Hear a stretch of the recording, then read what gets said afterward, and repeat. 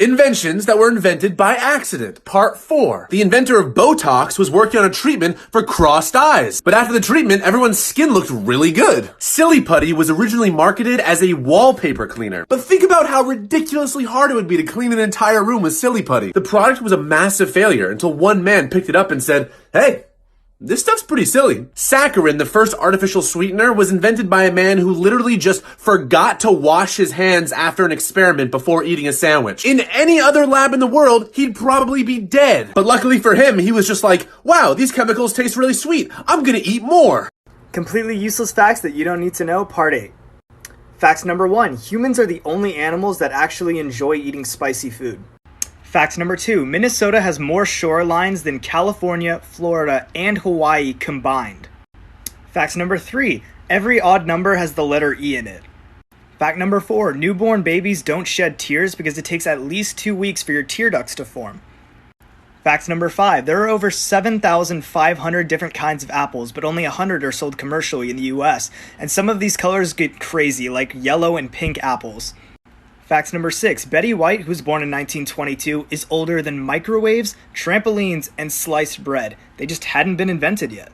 Fact number 7, dogs can actually smell certain strands of cancer, and with proper training, they can alert their owners. And finally, fact number 8, the entire study of psychology is literally just the brain trying to figure itself out. Think about it. Interesting facts about India. India has the second biggest population on Earth. The game chess started in India. India produces the most movies in the world. Yoga originated in India. India is the 7th biggest country on Earth. Ever wonder what the heck we're actually looking in your ear for with these things? Daily Doctor Facts. This is an otoscope. We use it to look in your ear. We take these little tips, put it on the otoscope like this. We place this in your ear and peer through that tiny hole. This is what we theoretically want to see inside.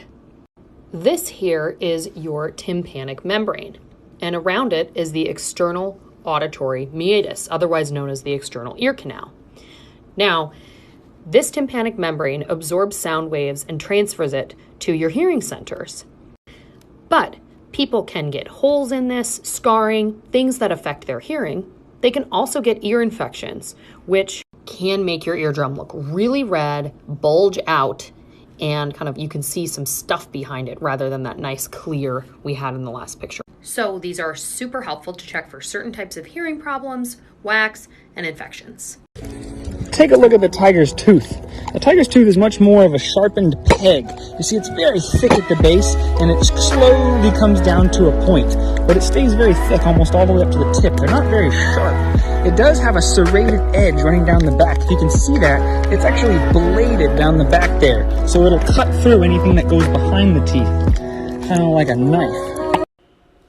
Okay, so I hope I'm not like the only human on the planet to not know this, but a while back, my dad came over and was watching me do laundry. And if you use this kind of soap that dispenses down into this little cup, you know, it's really convenient. But it sucks when you pour it out because all the stuff gets stuck on the inside. My dad said to me, you know, you can just throw the whole cup in there. I'm like, what do you mean? I always pour it all in there. And he's like, no, just throw the whole cup. Did you know that by age 40 and beyond, it gets increasingly difficult to read up close? It's called presbyopia. And most patients use reading glasses to help. Things that are important in a relationship. Number 1, music taste, okay? I'ma just be real with y'all. If you like country music, this probably won't last very long. Because if we get in the car and I decide to play a song like Earthquake, which is extremely well known, and I'm in the car vibing like, "Is you make my earthquake?" and you sitting over there like this,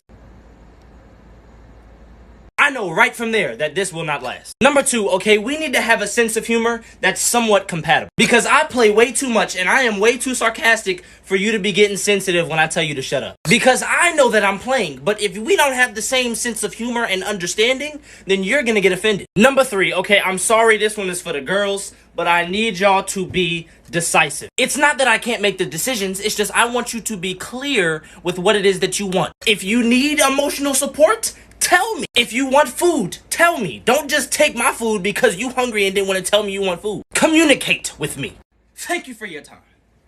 Let me just start this video off by saying dreams piss me off. First of all, why is it that all of the bad dreams last 8 hours and all of the good ones get interrupted? Because I can be having my worst nightmare and I have to go through that torture for 8 hours straight. And as soon as you have a good dream, that's when somebody has to wake you up. I don't know about y'all, but I cannot recall one time ever being woken up while I was having a bad dream. And it can never even be like an average dream. No, it has to be the dream where you are with your soulmate, doing things you like to do, and then your parents come in the room in the morning and say, hey, it's time for school. And it sucks because you go through that moment of, maybe if I go back to sleep, I could dream about it again. And you know it ain't gonna happen. And another thing, why are my dreams better than my life right now? And it's like torture, because how can you put me in a set of circumstances that is so perfect, and then you wake me up to deal with this again? And I hate how believable they are, because I can fall asleep in class for 4 seconds and somehow believe I'm falling to my death from a skyscraper. And then you wake up startled as hell thinking you were really going to die, and everybody's just looking at you like you stupid. Thank you for your time.